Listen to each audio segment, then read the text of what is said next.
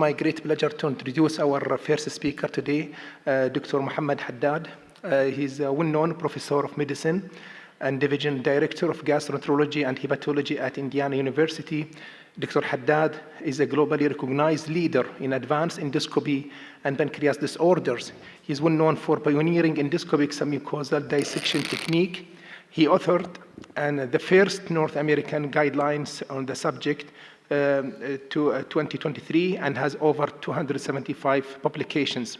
So without further ado, I'd like Dr. Haddad to start his talk, and please. Thank you for the kind introduction, Chairman.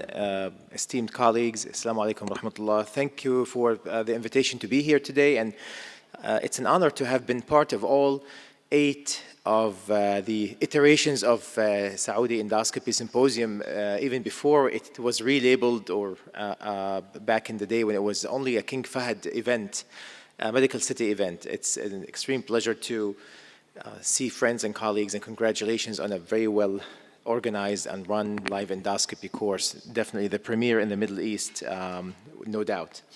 I would like to talk you through some of the recent developments in the management of gastroparesis, focusing mainly on gastroparesis, which I know is an issue in the West, an issue in the Middle East, and everywhere. It is definitely one of the more difficult to treat clinical conditions, and not one of you, I'm sure, has not had at least one difficult gastroparesis patients where you don't know what to do with them. Etiologies of gastroparesis are diverse. The bulk comes from 3 etiologies: idiopathic, diabetic, and post-surgical.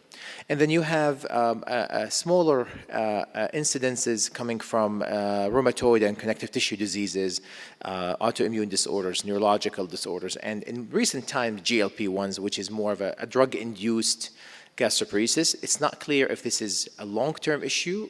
From what we know, most of these symptoms improve after stopping the agents.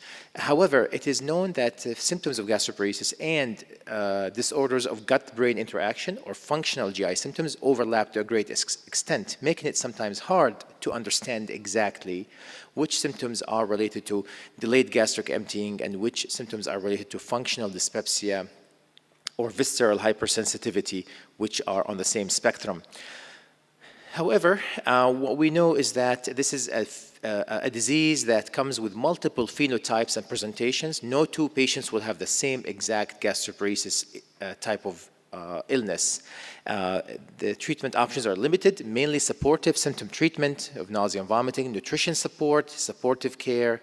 But we know that the burden on healthcare systems across the globe has gone up tremendously in the last 3 decades because of gastroparesis, leading up to increased hospitalizations, ER visits, and also expense on the healthcare systems globally.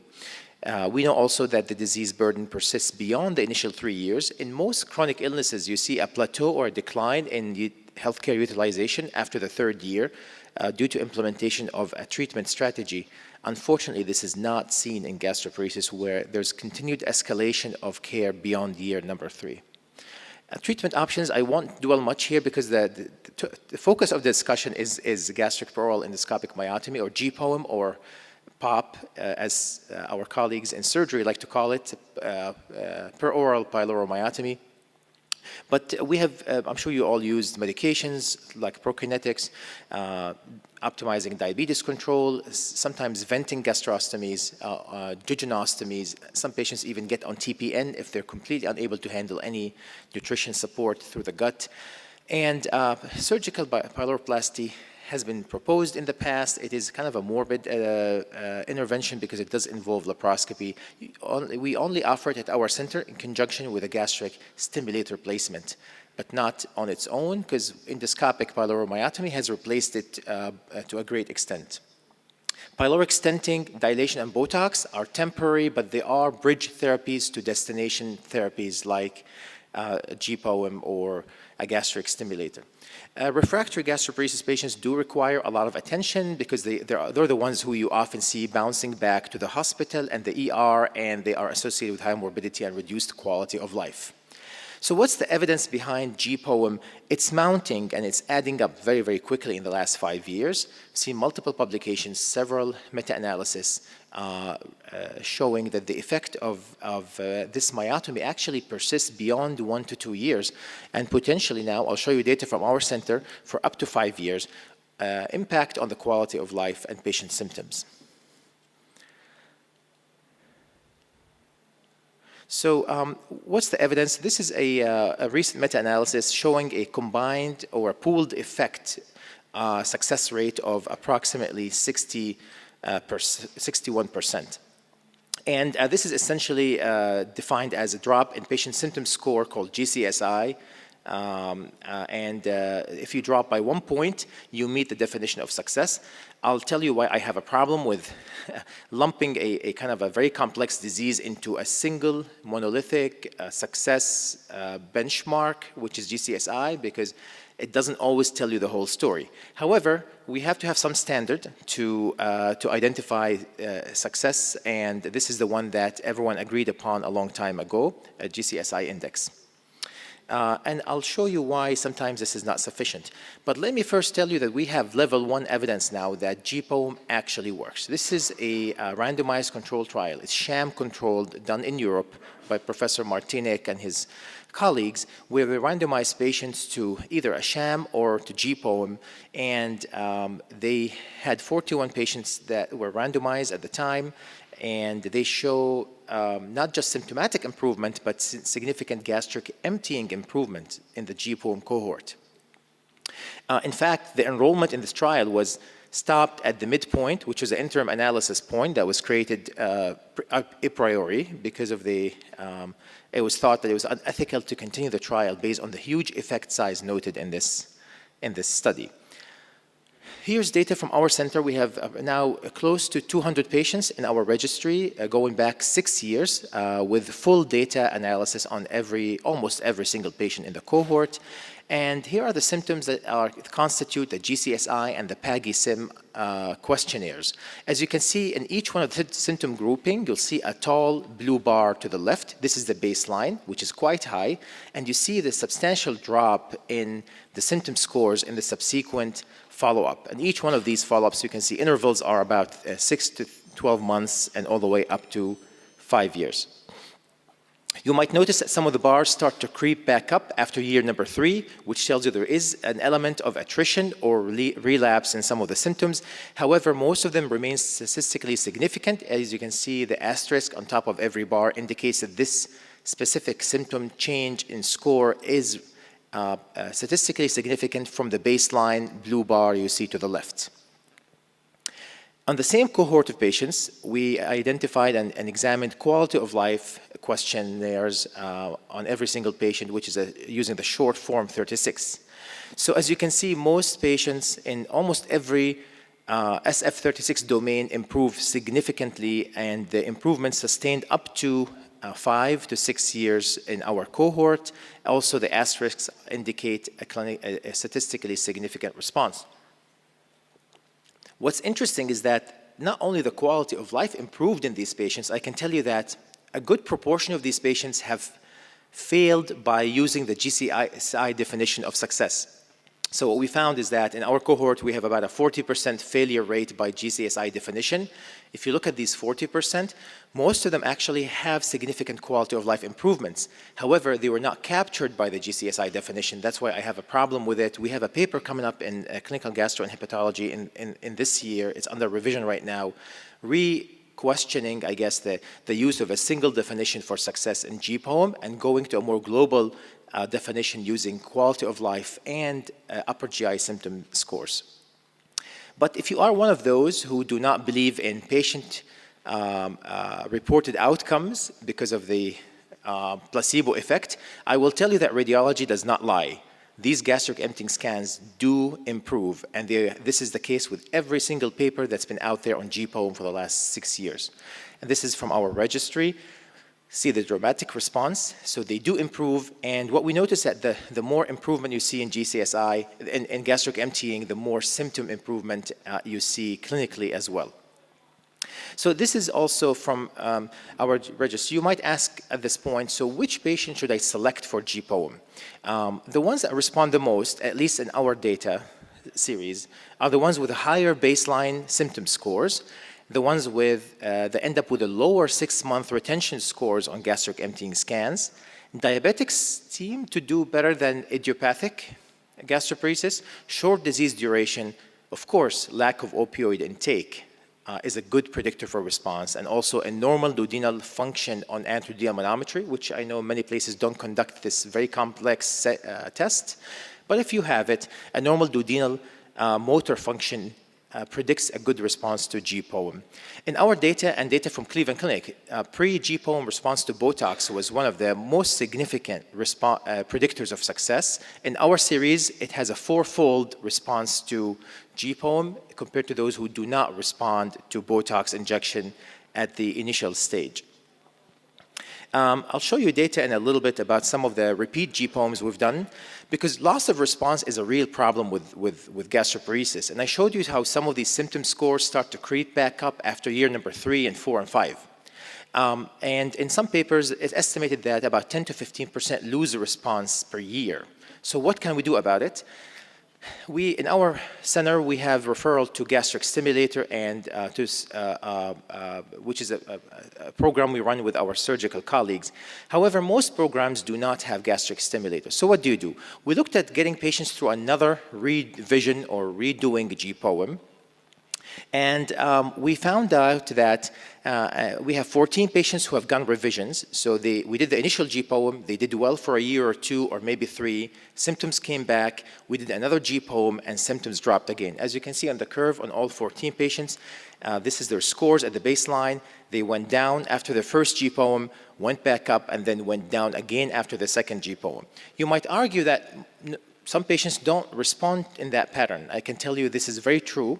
You want to select the ones who have had measurable improvement as indicated by gastric emptying scans and by symptoms, and then they worsened over time, indicating either fibrosis of the pyloric channel or recurrent spasm in the pyloric channel leading to recurrent symptoms. And those are the ones that specifically respond to repeat GPOEM. Before we put someone through a second GPOEM, which is more technically difficult because of the presence of fibrosis and scar tissue in the tunnel, we always repeat obviously gastric emptying scans, endoscopy, endoflip of the pylorus, and even a trial of Botox before we qualify them for a second GPOEM. How can we enhance the outcomes? You only have 2 options here: better patient selection and do a good job with cutting the muscle. This is the only thing you can do in a patient with gastroparesis. We talked about the patient selection earlier, and I'll come back to that in my final slide. Who is the best candidate for that? But what can we do about the more effective myotomy? First, good exposure of the muscle. You need the entire, at least lower half or top half, depending on what approach you have, greater curvature or lesser curvature of the pyloric muscle exposed. You need to conduct a good, thick, effective myotomy, as you can see in the video. You need sometimes, in my practice where I do the first cut, then I come back and do a second one to the left and to the right. I widen the myotomy. I core out any residual muscle tissue. It's not necessary to go all the way down and breach the serosa. However, if you do that, you have to have very good closure. In our series, there hasn't been much of any difference if you have serosal maintainment or if the serosa was breached in terms of symptoms. I can tell you patients wake up with a lot more pain if you breach the serosa, so it's not always necessarily a fruitful endpoint to this. The endpoint typically is a deformed pylorus from a circle to a teardrop, and if you bring them back in 6 months, you will see this complete effacement. I don't know if I have a pointer here, but you see a complete effacement, as you can see in the upper right picture, this appearance of the lower lip of the pylorus. This tells you that technically you're able to change the appearance of the pylorus. Some practical tips when you do these myotomies. Tunnel bleeds are predictable. You see the vessel, you coagulate that, soft coagulated, you move on, and then until you start doing the myotomy, and this is where the bleeding becomes somewhat unpredictable. The pylorus can be heavily vascularized, especially vessels running between the circular and the longitudinal layer, which you don't see when you do the myotomy. So they kind of burst in your face. We had a situation last week at Dr. Hassan's course. I did a live case. He's nodding. We encountered a sudden flash of blood from the first cut through the pylorus. So the key thing is just to maintain a good exposure of the bleeding vessel, tamponade that with a cap or with a knife, and then apply energy to stop the bleeding. And that's not unusual, I would say, as you start to do the myotomy. As you see in the video, those are common bleeders. Luckily, most of them are not problematic. I like underwater visualization. We heard so much of exposure underwater during this course. It's a great way to identify the bleeder if you just completely flood the myotomy site with water. This is a patient who came with a delayed perforation, one of my earlier cases from maybe 7 or 8 years ago, with a perf at the level of the pylorus. What happened, the mucosa, the roof of the mucosa of the tunnel at the site of the myotomy underwent necrosis after a few days and exposed the tunnel. The patient came in with pain and fever. We're able to place 2 clips and close the site. How about mucosal incision? What do we do with it? We have many options today, which is great. Suturing is my preferred one because I think it's just more secure, especially if you have a serosal breach. You do not want to end up with a leak. Gastric leak from these is a painful situation. They come back and you have to go back and put them in the hospital for several days, sometimes laparoscopy with washout, or you go in and endoscopically close. Almost always they will be with you for a week or more. I've had only 2 of those, but they are painful, so be careful if you have a serosal breach. Make sure you have a very good closure with endoscopic suturing, or if you use a clip, make sure you are heavy on clipping, or you can use an X-Tack, or you can use, now we have Ovesco, other techniques to close the mucosal, or over-the-scope clips to close the mucosal incision. We have a paper actually just got accepted this week in GIE about same-day discharge. These patients do very well if you symptom manage them early on and you study them after the GPOM to go home the same day. We stopped doing upper GI gastrographin studies. In this paper, you will see that there is no benefit from doing routine upper GIs in all of these patients. Half of our GPOM patients now go home the same day as long as they get done before 3 p.m. in the afternoon. So just some practical tip, there's definitely more nausea and pain. Same-day discharge is feasible. Generally, unlike an achalasia patient where you tell them in the next 3 to 5 days your swallowing will definitely improve, you cannot tell the same to these gastroparesis patients. They typically require weeks and weeks, and some of them may not improve as much. Prepare them for this outcome, because otherwise they'll be disappointed. I see the peak of improvement when it happens between 1 and 3 months, sometimes as late as 2 to 3 months in the course of their treatment. This is kind of this is, I think, my final slide, an exhaustive list of everything that has been reported that predicts good outcomes in GPOM. As you can see, some of the stuff we tackled, data from our registry. However, you can see here that Botox shows up, obstructive symptoms, more than functional symptoms. Those are patients who do better. Like lack of psychological or psychiatric diagnosis, short-term illness predicts good response, lower body mass index, a higher baseline GCSI scores, and these are all baseline characteristics. After GPOM, there are 2 things that will predict response. One is an early 1 to 3 month response predicts a 12-month response. So you either respond from the beginning or you don't. It is not likely to respond after 6 months. So you either get it at the beginning or you don't, kind of situation. And again, the lower the retention rates at 6 months, scintigraphy, the more likely, especially if it's under 10% or even under 8%, the more likely that these patients will continue to have good outcomes after the GPOM. Quickly, training in third space. I get this question a lot in meetings. If someone needs to start a program for GPOM, what do I do? It is going to be an incremental process with multiple small steps. Attending conferences like this is very helpful. Going to workshops, setting up animal labs, setting up proctorships where you bring someone on site to help you with the first few cases, writing out an algorithm and SOP for your institution about how you want to select these patients, what you're going to do about them, writing kind of a comprehensive protocol for how you manage them, Getting your surgeons and radiologists and colleagues from motility involved is very important. Obviously, in the US, we have no reimbursement for these, so obviously payment is complicated. Credentialing process is complicated. Most hospitals don't know how to credential a physician in GPOM. So there are still some obstacles, but you have to start somewhere. And I think this has been a very fruitful engagement. I'm not a motility doctor, but I can tell you in my career, this is one of the few things that made me feel really gratified, because you do turn the outcomes of these patients in some instances quite dramatically when you offer them something like that.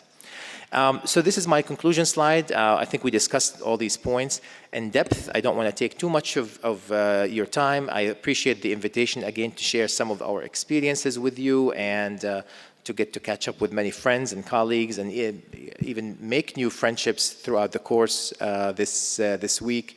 And again, thank you for your attention. Thank you, Dr.